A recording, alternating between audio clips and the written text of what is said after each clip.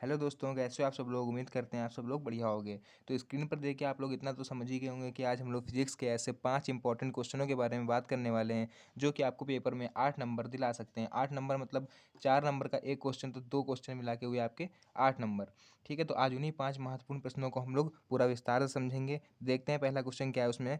पहला क्वेश्चन है, देखिए, कूलॉम के नियम की व्याख्या कीजिए। ठीक है, ये पहले ही चैप्टर का क्वेश्चन है आपका, बहुत ही मोस्ट इंपॉर्टेंट क्वेश्चन है और इस तरह से क्वेश्चन आप लोग को दे सकता है पेपर में। ठीक है, तो इसका आंसर देखते हैं हम लोग क्या है। आंसर है इसका, कूलॉम के नियमानुसार दो बिंदु आवेशों के बीच लगने वाला वैद्युत बल दोनों आवेशों के बीच के गुणनफल के समानुपाती तथा उनके बीच की दूरी के वर्ग के व्युत्क्रमानुपाती होता है। तो अगर आप लोग को इस तरह से ना समझ में आए तो आप लोग इसको डायग्राम की तरह समझ सकते हैं। ये Q1 है आपका। ठीक है, ये दो आवेश मान लेते हैं, एक Q1 और एक आपका होगा Q2। ठीक, इन दोनों के बीच की दूरी हम मान लेते हैं R। ठीक है, तो नियम क्या कह रहा है कि दो बिंदु आवेशों के बीच लगने वाला वैद्युत बल मतलब इंग्लिश में बोलते हैं फोर्स। ठीक है, फोर्स ये लिख लिया हमने यहाँ पर।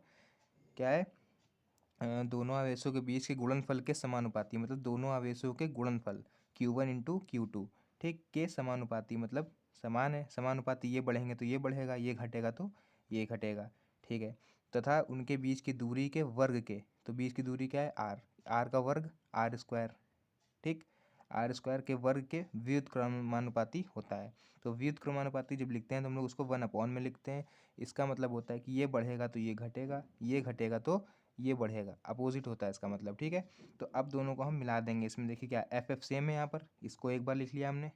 ये दोनों समानुपाती के जो साइन थे इनको हमने एक बार लिख लिया। और Q1 Q2 ऊपर हो जाएगा, आर स्क्वायर नीचे हो जाएगा। ठीक है, इसको हम लोग इस तरह से भी लिख सकते हैं, एफ इक्वल टू, ये प्रोपोर्शनल का साइन जब हटता है यहाँ पर तो एक कांस्टेंट लगता है, आप लोग को पता होगा, के।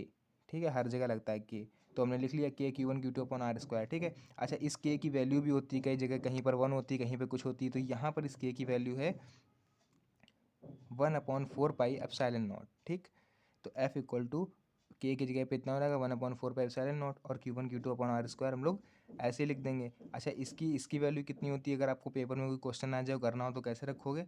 इसकी वैल्यू होती है 9 × 10⁻⁹। ठीक है, न्यूटन मीटर स्क्वायर जो भी हो अपना, बहरहाल 1/4 पाई एप्सिलॉन नॉट की वैल्यू होती है 9 × 10⁻⁹। तो उम्मीद करते हैं आप लोग को कूलॉम का नियम अच्छे से समझ में आ गया होगा। अब बढ़ते हैं अपने दूसरे क्वेश्चन की तरफ।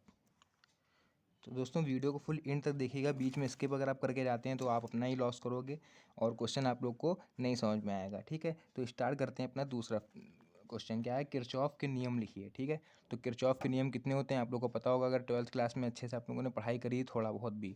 तो कितने होते हैं किरचॉफ के नियम, 2 होते हैं। ठीक है, पहला नियम जिसमें क्या होता है, धारा का नियम, इस तरह का डायग्राम बनता है। दूसरा होता है वोल्टता का नियम। ठीक है, उसको हम आगे पढ़ेंगे अभी। फिलहाल क्या है, किरचॉफ का प्रथम नियम लिखना है हमको। तो इस नियम को धारा का नियम तथा संधि का नियम भी कहते हैं। इसको हाईलाइट कर लीजिए आप लोग, ताकि स्क्रीनशॉट ले लीजिएगा, आसानी से बाद में अपना लिख के याद कर सकते हैं। ठीक है, फिर क्या कह रहा है कि इस नियम के अनुसार किसी परिपथ में किसी भी संधि पर, ठीक है, तो देखिए मान लीजिए ये मेरा परिपथ नीचे बना हुआ है। ठीक है, किसी भी संधि पर, संधि मतलब जहाँ पर कई सारी रेखाएं आकर मिल रही हो। ठीक है, तो संधि कहाँ गए, इसमें संधि पर मिलने वाली समस्त धाराओं का बीजगणितीय योग शून्य होता है। तो देखिए ये सारी रेखाएं इस पर आ रही हैं। ठीक है, तो जितनी आगे मिल कहाँ पर रही हैं, सब यहाँ पे मिल रही हैं, चाहे I2 आ रही हो चाहे I1 आ रही हो। ठीक है, तो ये I1 I2 को तो हम एक तरफ रख लेंगे। ठीक है, लेकिन अब देखिए उल्टा हो रहा है, यहाँ से ये एरो नीचे की तरफ है और ये एरो बाहर की तरफ है, मतलब I1 I2 तो आ रही हैं इस पर, लेकिन जा कितनी रही हैं, I3 I4 I5। तो जो आ रही हैं उनको हम इधर लिख लेंगे, जो जा रही हैं उनको इक्वल के इधर लिख लेंगे। तो इस तरह से मेरा किरचॉफ का प्रथम नियम जो है धारा का नियम, ठीक है, या फिर संधि का नियम, तो वो खत्म हो गया। अब देखते हैं हम लोग इसका दूसरा नियम। दूसरा नियम क्या है इसका, वोल्टता का नियम। देखते हैं आगे। ठीक है, तो ये देखिए दूसरा नियम भी मेरे सामने आ चुका है। दूसरा नियम क्या है कि किरचॉफ का दूसरा नियम, इसको हम लोग क्या बोलते हैं, वोल्टता का नियम। तो वोल्टता का नियम मतलब देखिए क्या है, कहना क्या चाहते हैं, इनका मतलब है कि इस नियम के अनुसार किसी परिपथ के किसी बंद पॉस, ठीक है, किसी बंद पॉस के विभिन्न भागों में बहने वाली धारा तथा संगत प्रतिरोधों के गुणनफल का बीजगणितीय योग उस पॉस में लगे विद्युत वाहक बल के बीजगणितीय योग के बराबर होता है। ठीक है, तो चलिएगा आप लोग को एग्जांपल देके बताते हैं हम। एक सेकेंड, देखिए मान लीजिए ये कोई आपका बंद पॉस है। ठीक है, यहाँ पर रेजिस्टेंस लगे हुए हैं इस तरह से। ठीक, फिर कोई बंद पॉस है बीच में, यहाँ पर रेजिस्टेंस लगे हुए हैं, और एक और इस तरह से यहाँ पर भी रेजिस्टेंस लगा हुआ है। ठीक है। इस रेजिस्टेंस का नाम हमने रख दिया R1, इसका रख दिया R2 और इसका रख दिया R3। ठीक है, यहाँ पर कहीं पर हमने बैटरी लगा दी। ठीक है, तो क्या होगा, देखिए बैटरी यहाँ से चलेगी मेरी, तो यहाँ जाएगी, पहले क्या जाएगी, इसको धारा हम का नाम रख देंगे I1। इसको थोड़ा दूसरे पेन से कर देते हैं ताकि आप लोग को साफ दिखे। इसका नाम दे देंगे हम I1। ठीक, फिर आगे चलेगी, इसमें जाएगी, इसका नाम रख देंगे I2। आगे जाएगी, इसमें चलेगी तो इसका नाम रख देंगे I3। ठीक है, तो देखिए इनका मतलब क्या कहने का कि धारा का और इसका गुण, ये क्या, अच्छा बैटरी को हम लोग ई बोलते हैं। ठीक है, तो ई इसका फॉर्मूला हम लोग एक इस तरह से लिख सकते हैं, क्या हो जाएगा, देखिएगा ई इक्वल टू, मतलब ई के इक्वल में आपको क्या रखना है, देखिए ई इक्वल टू, ठीक है, यहाँ क्या कह रहा है, इसमें बीजगणितीय उस पास में लगे विद्युत वाहक बलों के बीजगणितीय योग के बराबर होता है। ठीक है, तो मान लीजिए इसमें इन्होंने, इनका कहने का मतलब है कि दो विद्युत वाहक लगा दें, एक इधर भी लगा हुआ है। ठीक है, विद्युत वाहक बल, तो E1 E2 ये लगे हुए हैं, ये E1 ये E2। ठीक है, तो E1 plus E2 equal to, देखिए क्या रखना है आपको, I1 इंटू R1। ठीक, I1 R1 plus I2 R2 और प्लस I3 R3। ठीक है, ये आपको इक्वेशन वहाँ पर लिख देनी है, यहाँ पर लिख दे रहे हैं आप लोग, स्क्रीनशॉट इसका ले लीजिएगा। एक सेकेंड, थोड़ा हाईलाइट करते हैं ताकि आप लोग को दिखे। तो क्या करना है, देखिए E1 plus E2 equal to I R1 plus I R2 plus IR3। ठीक है, ये आप लोग इसका स्क्रीनशॉट ले लीजिएगा, यही आप लोग लिख दे रहे इक्वेशन, पूरे नंबर मिलेंगे। ठीक है, डायग्राम बनाने की इसमें कोई ज़रूरत नहीं, आता है तो आप बना सकते हो और अच्छे नंबर बढ़ जाएंगे, नहीं आता है तो कोई बात नहीं, आप यहीं पर रोक सकते हो। ठीक है, तो देखिए अब हम बढ़ते हैं अपने अगले क्वेश्चन की तरफ। 3 क्वेश्चन मेरे हो चुके हैं, चौथा क्वेश्चन देख लेते हैं क्या कह रहा है, सॉरी तीसरा क्वेश्चन देख लेते हैं क्या कह रहा है। तीसरा क्वेश्चन देखिए दोस्तों, कह रहा है कि हमें बायो सैवर्ट का नियम लिखना है। ठीक है, तो बायो सैवर्ट का नियम आप लोगों ने पढ़ा होगा कि ये इस तरह से डायग्राम बनता है, धारावाही चालक है, यहाँ पर कोई चुंबकीय क्षेत्र है। ठीक है, उसको हमने बी मान रखा है, बी से इस धारावाही तार की दूरी क्या है, आर, किस एंगल पर रखा हुआ है, थीटा, और इसमें क्या इस तार में क्या फ्लो हो रही है, करंट। तो हम लोग लाइन लिखते हैं कि देखिए आप लोगों को लिखना पड़ेगा कि चुंबकीय क्षेत्र आई के अनुक्रमानुपाती होता है। ठीक है, ये वो सब आप लोग देख लीजिए अवतार में और अच्छे से दिया होगा।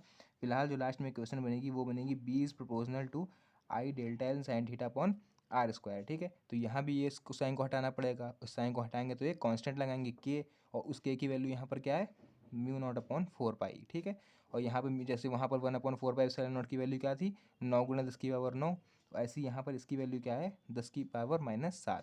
ठीक है, I delta L sine theta upon R square ऐसे लिख देना है। ठीक है, अब देखते हैं अपना अगला क्वेश्चन।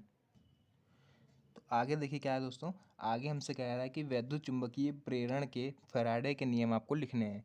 तो फैराडे के नियम जैसे आपको अगर बोले तो आपको 2 नियम आने चाहिए दिमाग में, क्योंकि फैराडे के नियम दो नियम आपने इन्होंने प्रतिपादित किए थे। ठीक है, मतलब इनके 2 नियम है, जैसे उधर किरचॉफ के 2 नियम है, ऐसे ही फैराडे के भी 2 नियम है। पहला नियम क्या कह रहा है, प्रथम नियम, कि जब किसी बंद परिपथ से संबंध चुंबकीय फ्लक्स के मान में परिवर्तन होता है तो परिपथ में एक विद्युत वाहक बल उत्पन्न हो जाता है, जिसके कारण परिपथ में एक प्रेरित विद्युत धारा बहने लगती है। ठीक है, छोटा सा प्रथम नियम है, आपको ये लिख देना है, 2 से 3 नंबर में पूछा जाएगा, ज़्यादा नहीं। द्वितीय नियम देखिए क्या कह रहा है कि इस नियम के अनुसार प्रेरित विद्युत वाहक बल का मान चुंबकीय फ्लक्स में परिवर्तन की ऋणात्मक की दर के बराबर होता है। ऋणात्मक दर के बराबर होता है मतलब आपको फॉर्मूला लगाना है ई की power delta five upon delta T, इसमें माइनस लगा देना है। ठीक है, आगे या फिर इसके अलावा एक और आप लिख सकते हो ये। ठीक है, जब एन फेरे, मतलब फेरे होते हैं ना कुंडलियों के, तो वहाँ पर एन लगाया रहता है, फेरों की संख्या जिसको हम लोग बोलते हैं, अगर न्यूमेरिकल आ जाए तो यहाँ फेरों की संख्या लगाएंगे। ठीक है, 100 120 जो भी होगी।